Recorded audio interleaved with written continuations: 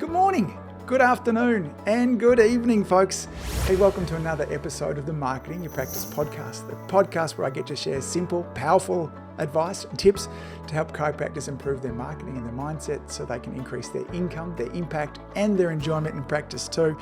In today's episode, I'm talking all about branding and why it's important to your practice. I'm chatting with an amazing guy by the name of Justin Faulker. He's a branding and graphic design expert who loves working with chiropractors. He loves chiropractic. And when I say important to your practice or branding is important to your practice, I don't just mean visually important in that, it looks neat and professional, all those kind of things. The visual components that so many of us think about when we're thinking about branding, stuff like logos and colors and typeface, these are only a small component of branding. In fact, I think they're not even the most important components of branding. Branding, when done right, will help you attract more of the right kind of high quality patients. It'll help you share your message wider and deeper with people. It'll increase your impact across your community and will ultimately put money in your bank. So branding is that gut feeling that people have about your business. It's what people are saying about your business when you're not around. And there are ways that we can start to really consciously create this brand feeling. And in this episode, we talk all about that. Justin breaks branding down into three components, the mind, body, and the spirit. I'm really fascinated in particular about the mind component of that as well. If you're wanting to increase your impact, your reach, attract more high quality patients, then making sure that your brand is aligned is absolutely essential. You'll love this visit if that's what this visit. You'll love this episode if that's what you're after. As always, gang, thanks for all that you do. Keep saving lives. Let's go and chat with Justin. Justin, welcome to the Marketing Your Practice podcast. How are you, my friend? Hey, good, thanks. Thanks for having me on the show. It is a pleasure. I've got a question for you. You're an avid surfer and you have surfed all around the world. Where's the best place that you have ever surfed? Oh, probably most surfers would say Indonesia. I think it's an incredible place. Yes. It's a place that, I found my surfing, but then also probably broke me a little bit in spending too long there. It's a bit of a feral place, but it's amazing and beautiful as well. What's wonderful about surfing in Indonesia?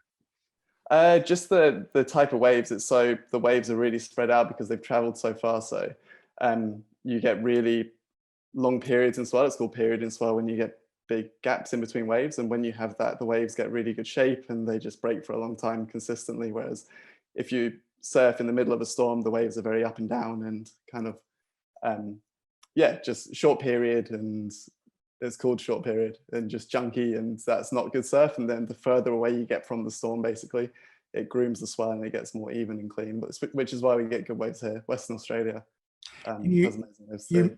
You mentioned that it broke you. What happened there?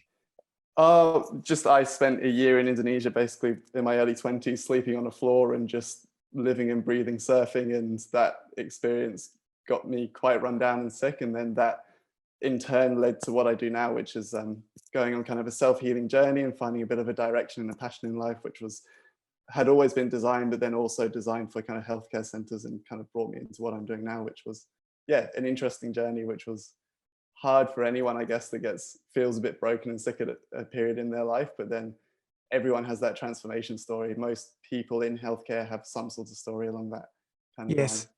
Because that's where you kind of came back with a whole bunch of digestive issues and you changed your diet up a little bit. And is it your brother-in-law who's a chiropractor? Yeah, cousin in Jersey, Justin Faulker. Yeah, so he went to the AEC in England, and he knows a lot of people in that group. And that was kind of from that trip, working with him, and then working on my diet and a few other things, a collaboration of like kind of different healthcare things in my own research. But then I started working on his brand and kind of found like, oh, actually this really aligns with me. This kind of like going from quite a corporate setting. If we backtrack a bit, before Indonesia, I've been working in Jersey in corporate finance and branding for kind of government agencies and big kind of corporations, and you're behind a marketing agency that's really directing the brand direction. And then after that trip, I started working on my cousin's brand and realized that's what I wanted to do, was kind of the more boutique, small business branding. But then they don't have that marketing team behind them, which is where I had to rethink the way I work and kind of bring strategy and branding, which I'm sure we'll get into shortly, into the kind of package to make that not just a top level thing where I'm just designing visual. It's kind of designing that whole business direction, which is the essence of what brand building is. Yes. I know for many of us, and I have this conversation with chiropractors all the time, when we think about branding, we think about a logo and colors. And maybe if you're really fancy, there might be, what kind of typeface are you going to use there too? But that's about all where most of us go with it as well. You have a different take on what branding is. And I'm interested in a short little presentation of yours that I watched, which was fabulous. And I want to make sure that we kind of link to that inside of the show notes through here. You talk about that branding, when applied correctly, actually makes a difference to PVA, actually puts dollars inside your bank, as opposed to it looking pretty there too. It's an essential component. So what's your definition of branding, and how does it make a difference to the bottom line of a practice? Exactly. Well, the thing with the way I like to relate it is on presentations is that kind of iceberg graphic where you've got that top level things which are going on, then you've got all that stuff below the water, and all those things that you need, say that I call them business outputs. They're not brand outputs, which is say your logo and your website, and scrambling to get some Facebook adverts out there. And they're all often different people working on those different elements of the brand. And what they really need is one kind of unifying direction, which is what happens below that iceberg in that foundation, which is the brand strategy, which is made up of who that customer is, what makes you different in the marketplace, and who you are as a business. What are those bigger reasons that you're in business for? And the synthesis, if you imagine a Venn diagram with those three circles, the synthesis of that answer, which has many answers within it, but the main direction of that answer is the thing that says, okay, this is what the ad copy needs to be, this is how the logo should be, and gives that almost master brief for everything. And then that goes through to, so yeah, as a designer, it's maybe controversial, I call a logo a business output, I don't call it a brand output, because Yes.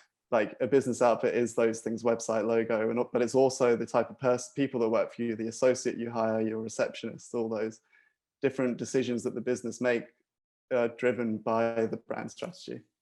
I've heard people say beforehand, for a definition of brand, is that brand is what people say about you when you're not around. Yeah, that one, and the gut feeling, people's gut feeling about you is another nice one by a guy, Martin Neumeyer, that's a pretty prolific brand author. Yeah. And yeah, that kind of the feeling that you have, everyone knows if you say a big brand in a community, people have a feeling about it. Like Patagonia, people know that they're about sustainability. Nike, that's about athleticism and track athletes. And like Audi has a certain feeling. They all have a feeling, and that overarching feeling, that the first thing that comes to your mind is actually controllable through the strategy. That's what you're defining. That's what you want people to feel, and that's what you're putting into the community. So I come at it from, I wonder, because clearly with your graphic design background, I wonder that there's the visual aesthetics that you come to from a brand, and me perhaps more from a marketing view, I go for more that kind of feeling, gut side of stuff there too. And I tend to underplay. I'm really interested later on to kind of talk with you about logos, because, when different people ask me about logos, I'm like, oh, logo smogo. Like, it's not the big part. And I totally agree with you about spines on logos. Like the most important thing about your brand is this gut feeling thing that we need to develop as well. So why don't we dive a bit deeper into it? Because you talk about there being three parts to somebody putting together the brand. If they want this gut feeling, what it is that the community is saying when you're not around, what are those three parts? And then how do they kind of break down? Well, it definitely, the place to start with any brand is that customer. And if you're a new business, I generally base it off who's your dream person that you want to work for. And then we look at the market as well and make sure that person actually exists. So there kind of needs to be that fine line. But if you've already got a practice, you can actually go into Practice Hub or whatever your CRM is and kind of look for patterns in who that dream kind of avatar is. And sometimes you pick up marketing briefs and people have like 5 or 6 different avatars, because as chiropractors, you cater for a whole family of people. It can be the grandma down to the daughter or the child. But in branding, to get really focused, you need to start with one person. So I like to hone that in just to one avatar, and not kind of spread it across other people. And that one avatar will represent many different people across more of a psychographic and a worldview that person has. But it just gets confusing when you have those multiple. I don't know if you've seen that on marketing briefs before. People sometimes have like 4, 5, 6, 7 different people, and it just gets so confusing. So yes, you're starting with that customer, and that's the part of the strategy that is constantly evolving. It's almost like a notebook of information about that customer. And as every day chiropractors are great for this because they're seeing 50 to 100 people a day sometimes, and Mm. they get so much feedback from the market. So you're constantly adding into that customer kind of like, it's almost like a research book, and that research book then drives the rest of the strategy. And then that's where you start going into the market work. That's really making sure that the guy next door isn't talking to that exact same person and that you're different. People, sometimes you could argue that if you're the only chiropractor in a town, you're different because you're doing a different service, but you're only really adding value on a service level, and another chiropractor to come into the town, and just that means you've got competition and you need to change your whole strategy. So it's really making something unique that no one can really duplicate, and you're always going to be unique and set you up for the future in being unique in that space and finding that thing. Seth Godin calls it the purple cow. Yes. Which I love that analogy. Just, you see so many black and white cows in the field. If you saw a purple cow, it's going to stand out. Like, how can you find your purple cow in the market? And then the business is kind of taking those two things and taking the dreams of the kind of business owner and the team in that business and writing those high value statements, which often end up as mission and vision statements, and they become very business strategy based, where they're talking about goals like, we're going to make X amount of money, we're going to employ this many people by here and then. But that's not a brand direction, that's a business direction. And that's one thing, and you need that document, but you also need the why are we in business beyond making money, and what are the bigger reasons behind what we're doing. So I'm going to get super granular here with you, because I think this mind section of your branding is really what I think about and spend a lot of time dealing with chiropractors that I don't have the skill set to help them with the visuals and the great work that you do there, of which I love your visuals there too. But this idea of that Venn diagram that you have of who are they in terms of who's the audience that your practice seeks to serve, who are you and what makes you different? I want you to help out our listeners a little bit with this, because there is that idea that they're going to bounce back at you and say, well, look, I do look after lots of people in my practice, and chiropractic is good from the womb to the tomb.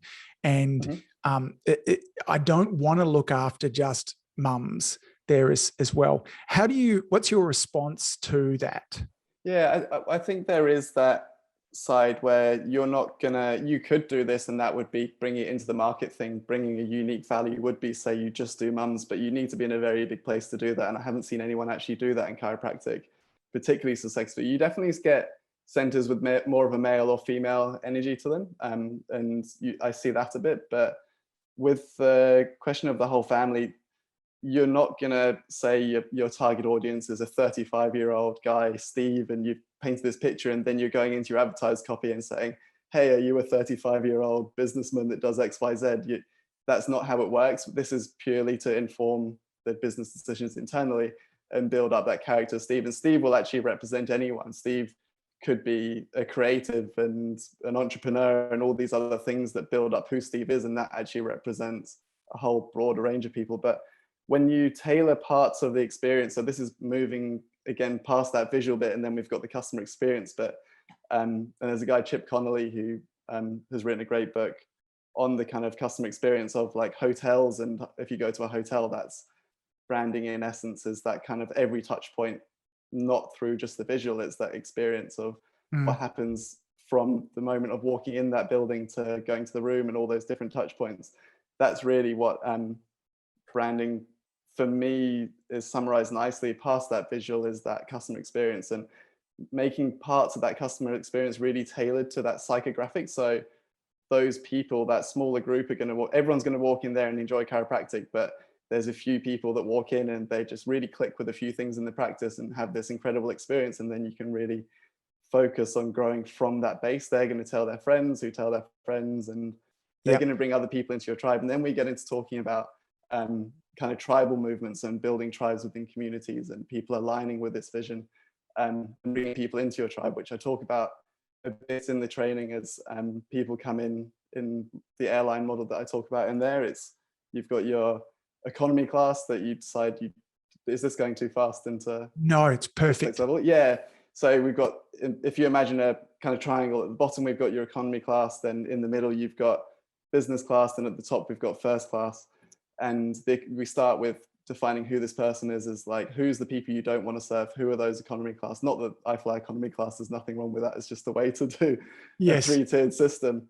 But yeah, who are the people that you're not in business for? That's often the best place to start. And then you go to that middle slice, the business class. Who are the people that are really good customers, that bring in profitability, they're good to work with, they don't completely get what you do, but they're the people you add that transformation to.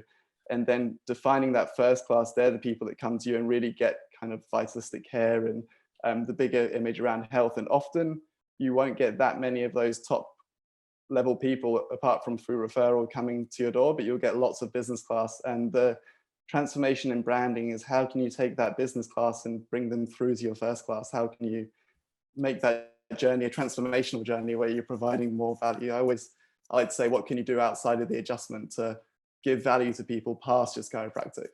Yes.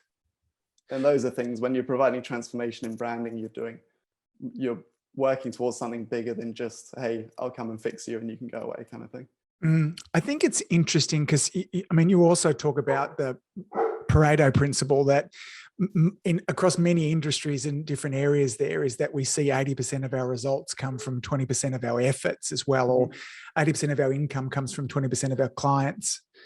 I think it's worth us looking and going, what is it, as you start on to, what is it that's similar about these people? You know, what are they likely to do? My experience in my practice with our brand feel is that these are the sort of people that are much more likely to shop at the health food shop. They were much more likely to eat gluten-free. They were much more likely to exercise. They were much more likely to take supplements. There was a language that these people spoke and a way they thought about their health there as well. And I became obsessed about just trying to show up for them. I was listening to another marketing person recently saying, what you want to really do is define, if we think of it like an atom, there's a nucleus at the center. They want to define the nucleus there too, but circulating around that nucleus is an electron and a proton and a neutron. They'll all come in as well. They will be there as well, but we need to have a focus, a line in the sand. And I was working this morning with a brilliant woman, Lorraine, who has a multidisciplinary practice over in Adelaide. And she was having real difficulty wanting to put a stake in the sand about her practice there as well, until she really got clear around, I think it was Chantel, defined this woman beautifully, the psychographics, about the demographics. And then all of a sudden, there was this aha moment which went, great, I now know what I need my website to look like. I now know what we need to start to post on social media. And every question from what should our initial consultation look like to what should we charge and what hours are we open, all just come back to saying, well, what would Chantel want? Exactly. That's the power of this. It's that foundation, and you're never going to put Chantel on the website and say, hey, if you're Chantel, come to the practice, and we don't serve anyone else. That's not how branding works. It's literally that kind of North Star direction to say, okay, what does Chantel want? And every business decision, every day you're making 100 business decisions in business, and you're constantly thinking, does this line with the business direction? And would Chantel like this? Is that working? And yeah, that question is so good, because it's the thing that I get asked a lot on every call that I have. It's like, how do you get down to one person? And you can get down to several people, but it just comes confusing. And when you've got a name and you say, okay, we like this person in the middle, Chantel, she's 35, she does the XYZ, we can get a bit more direct as to how we can customize that experience. I think it's interesting too, because we underestimate the intelligence of our community, in that I'm a part of a mastermind group that is very much focused on women entrepreneurs. All the language is in around women entrepreneurs. Everything is set up to address the challenges, the fears, the frustrations that women entrepreneurs have. Now, clearly, I'm an entrepreneur, but I'm not a woman. I love this group, and I get so much value out of it. I'm able to look at their challenges, relate them back to me, and move forwards. This is a very successful business there too. I mean, Brooks' turnover is close to $50 million a year by focusing on women entrepreneurs. And yet I can see how I fit inside of that too. And whilst go back to this other practice with Chantel, for instance, you know, it may well be that my wife says to me, Angus, enough of you complaining about your headaches. You need to go in and see Lorraine.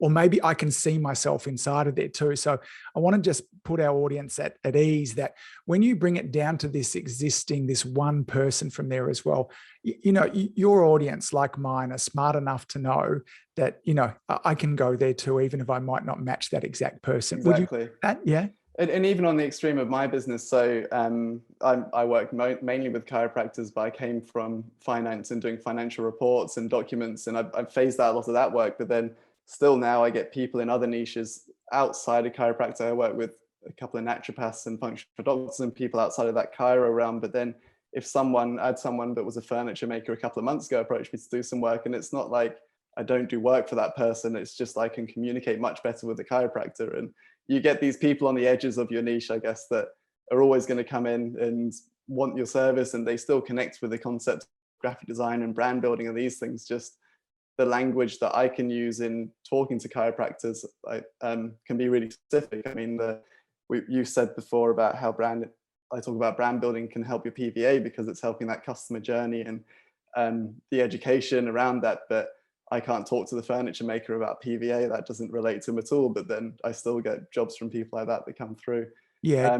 My niching's really tight in that way. And I don't think a chiropractic center would take that approach quite as niche as I am. But because I'm a global market, I can do. But in a community, you couldn't be that specific. It's probably the extreme of niching is chiropractors. But you see so many people like yourself with podcasts and stuff that we're just really talking to healthcare entrepreneurs and chiropractors. Yeah, interesting. I mean, because I know of a few chiropractors that have absolutely super niched and done well, whether they be migraine headaches, tinnitus, you know, things like this, sciatica. You know, they have really done and have done beautifully well with it as well, if they can be brave enough to really follow up with it as well. As I mentioned before, one of the challenges that chiropractors have is defining their who. Who is this person? The other one that is what makes you different. This is interesting, and it's something personally that I'm doing at the moment with trying to get some clarity in around my brand. It's what makes you different. And I sometimes find it tricky to kind of observe myself there as well. What are the kind of things that can make a chiropractor different?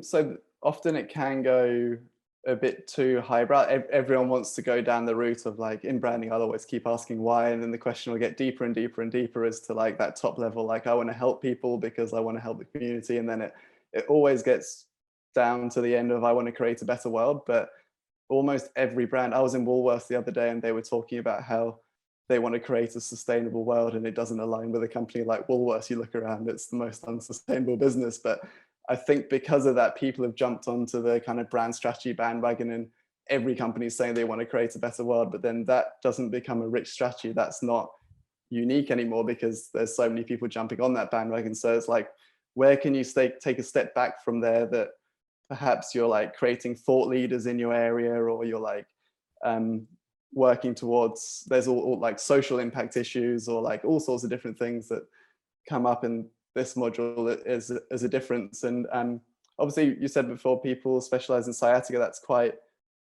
service based, I guess. But what is that thing on like more of a transformational level that you can be unique in, say, the female entrepreneur group that you're in? That's a interesting uniqueness. That's quite, that could probably work in a bigger city, I guess, that type of uniqueness. But then just finding that gap, it's hard to see where that gap is before you plot it on a graph. Like I always start with a cross graph, and then you've kind of got like the strong brands and the weak brands, and the points of difference. And when you plot that graph, it's in the training as one of the exercises, you can kind of see where that gap is. And then that opens up the conversation, being like, okay, well, no one's really talking to this person, or like bringing up these issues around this area or that area.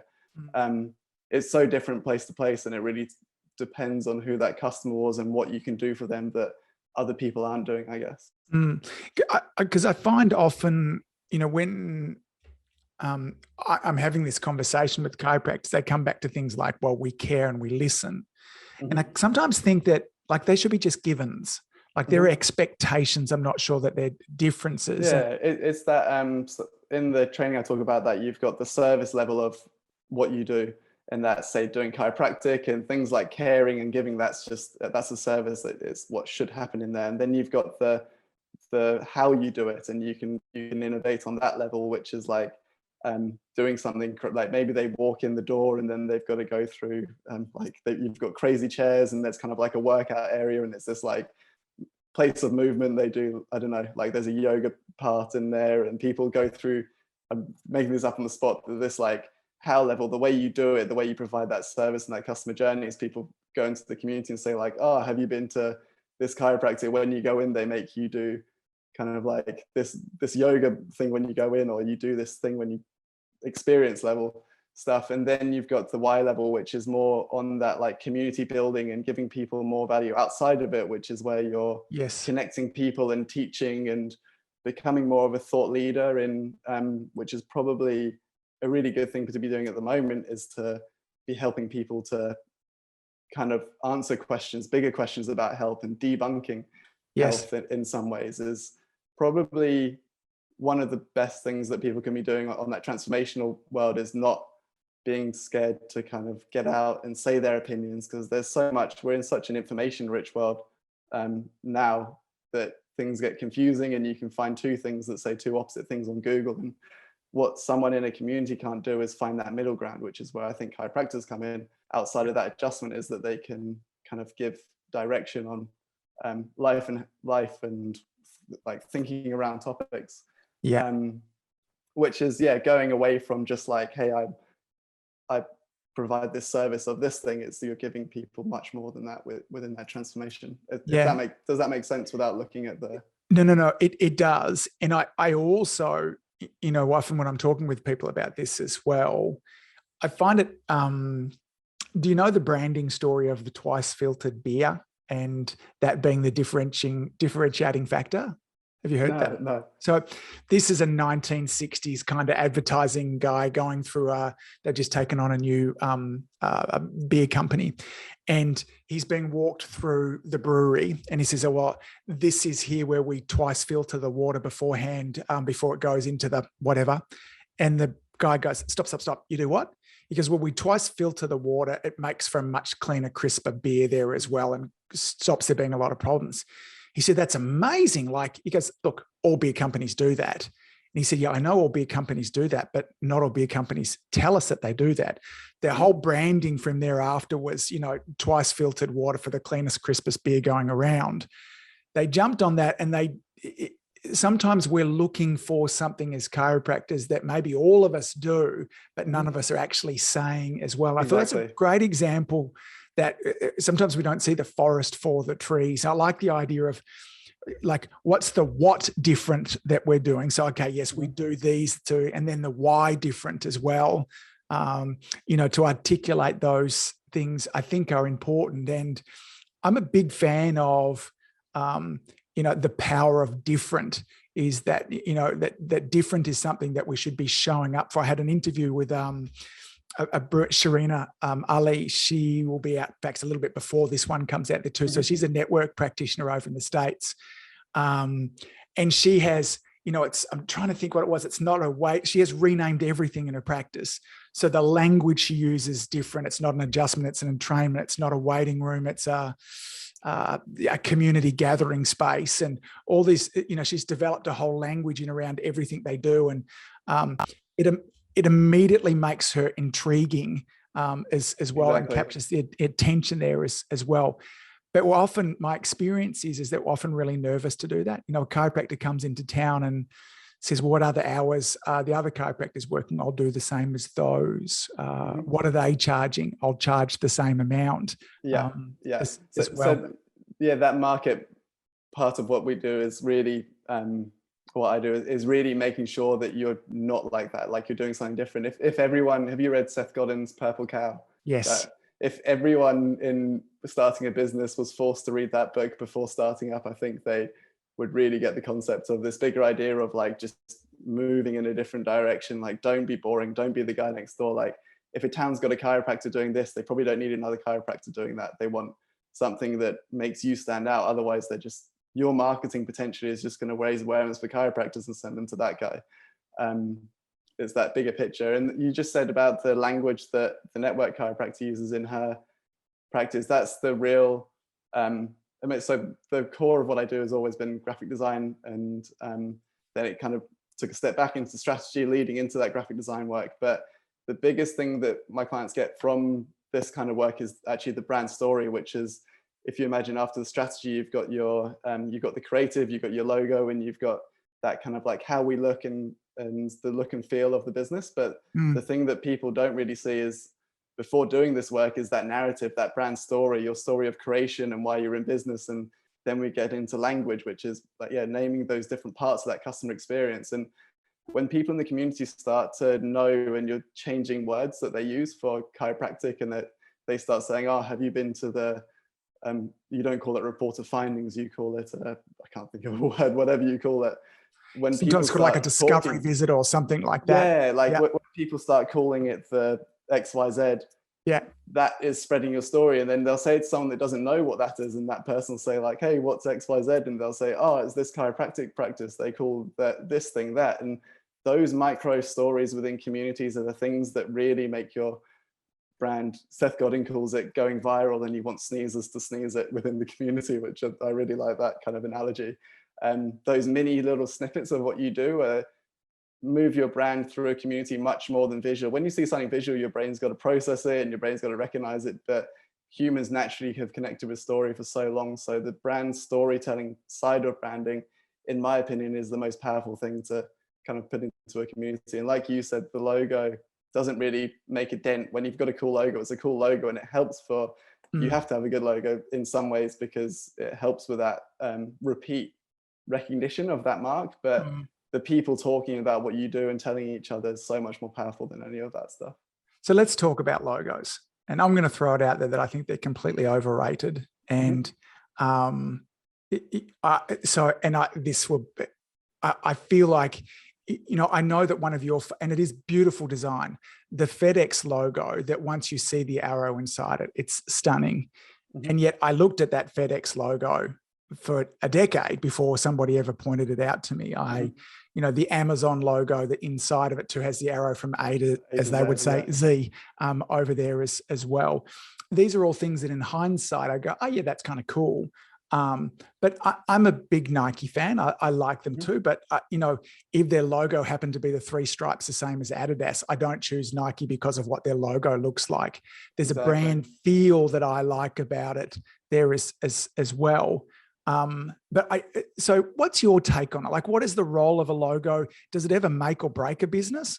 I think that because what I do is essentially the top level of what I do is logo design. It's funny that I say you don't need a logo, but I do think you need a logo, and I think it is important, but it's just a small part of this big picture. Yes. But within a community, it takes roughly 7 to 10 different touch points for someone to actually engage with a business statistically, and that's based in the UK. It's different for every country. I think the Netherlands, somewhere in I think it's the Netherlands, is like 12, Australia is around 8. Like, you can look it up and it's different in different places. But for that to work, they need to walk past signage, they need to hear those little stories in the community, they need to see a website, they need to see maybe an advert.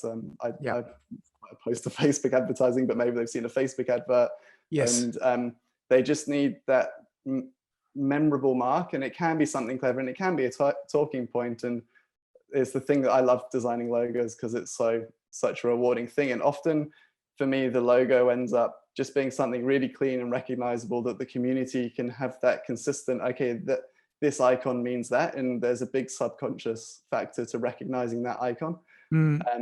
But one of the bigger things that a logo does is, because it's so needed in the minds of business people, that it's something they're really proud of, and they just kind of really hold in their heart, and they want to put it on every bit of clothing. And that culture around being proud of your business and being proud of the way you represent flows through to, if you care about your logo, you're going to care about that customer journey, you're going to care about these other things. So it kind of fuels the excitement for the other stuff, and everyone gets excited about their logo. On the kind of, when I reveal the presentations, it's like the big aha moment. And yeah, it more drives a culture. That's the starting point, and it makes consistency is my argument for. Yeah, and I buy all of that.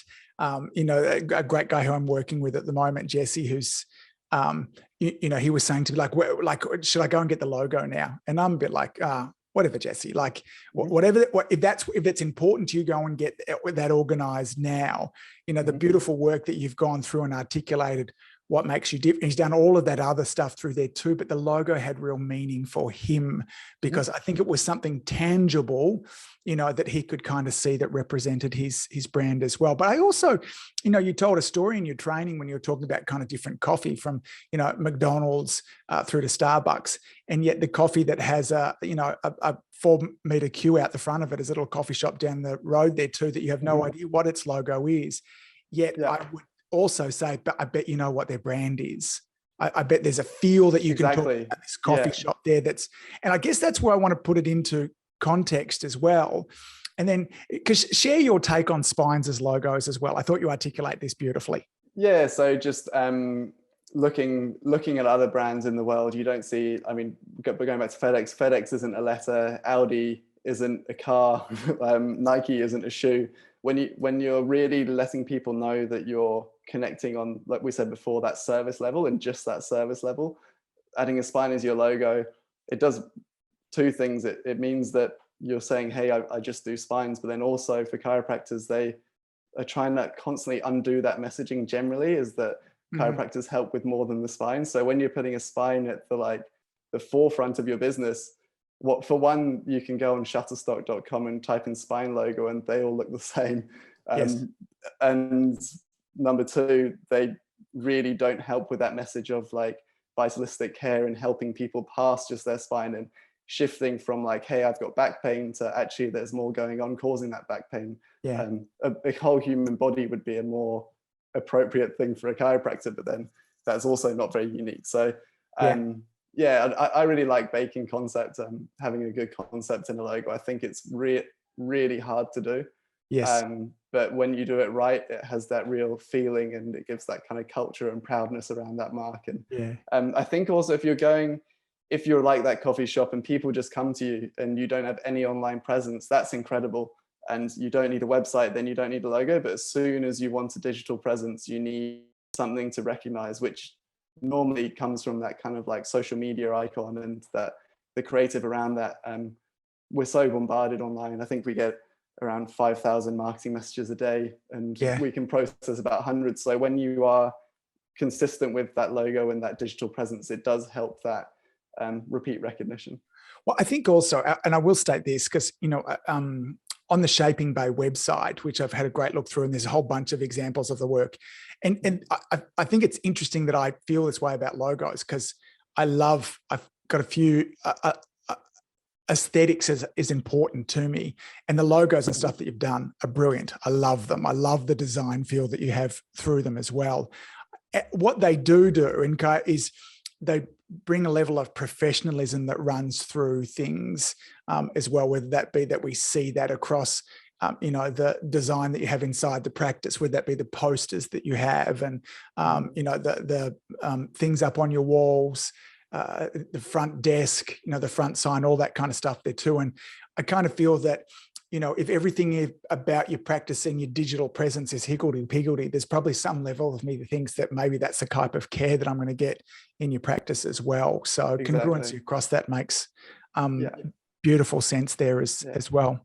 Yeah, and we can be tricked by that. I mean, I bought off a company recently that just completely sold me a faulty product and didn't refund me. And I looked through their website and they had like a really strong mission. It was like recycling phones and helping the world get rid of all the phone trash. And I was like, oh, this company's awesome. I bought a phone. Their website was like really nice, really intuitive. And then I got it and sent it back and they kind of didn't refund me for half of the phone. And you're like, that didn't align. So it can go the other way where people have an amazing brand that doesn't represent the service. But generally as chiropractors, you have an amazing service and you want a brand that really represents that. Yeah, I feel like for most as chiropractors, it often is the other way around there too. I first came across Justin's business from an advertisement on Instagram with the wall decals that he did. And I was intrigued immediately because they look beautiful. They reflect a really lovely chiropractic message, from the safety pin cycle to, a modern take on, the nerve system, the body being self-healing as well there too. I want to encourage all of our listeners to do a couple of things, to head on over to the Shaping Bay. There is a little 26-minute presentation that Justin does that talks about this a little deeper as well. Sign up for that, watch the presentation. It'll give you some guidance and some direction on some things that you can do yourself. And or some of you will look at Justin's stuff and go, I've got to work with this guy as well. Have a look at the other work that he's done. Many of the chiropractors that you've worked with, I know of, great people. The testimonials are lovely. I would really encourage everyone to go and check that out as well. Justin, any kind of final thoughts or anything that you want to kind of leave our listeners with? Yeah, that was, thanks so much.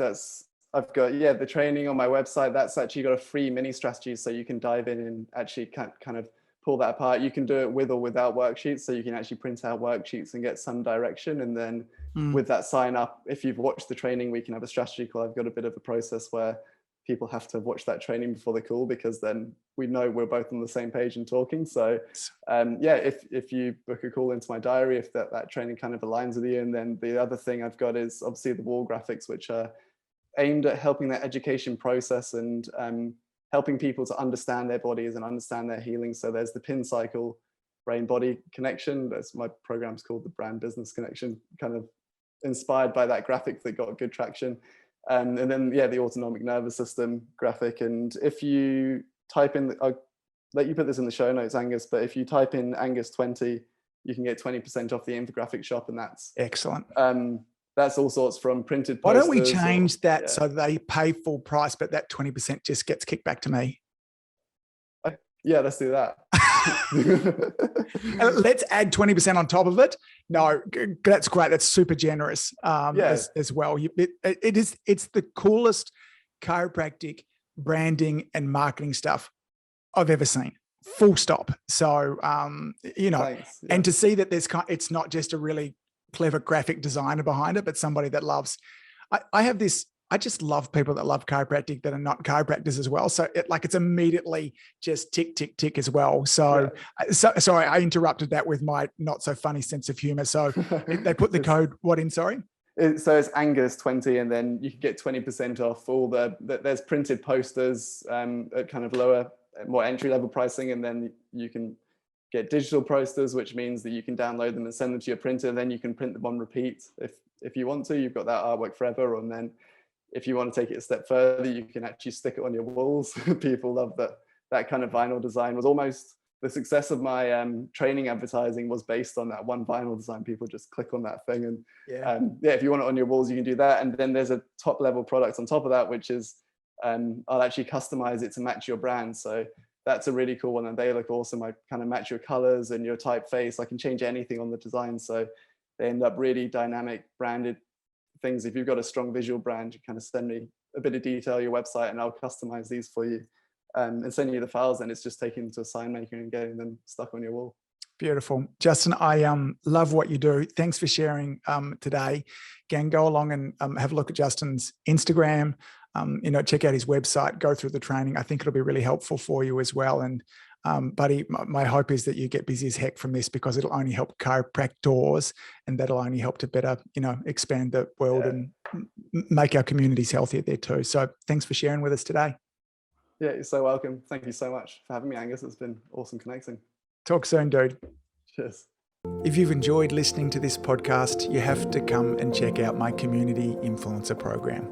It's my monthly coaching program where we take all this material and I'll work with you to help you apply it, implement it, and systemize it. The Community Influencer Group Coaching Program is designed to help you increase your practice income, impact, and enjoyment.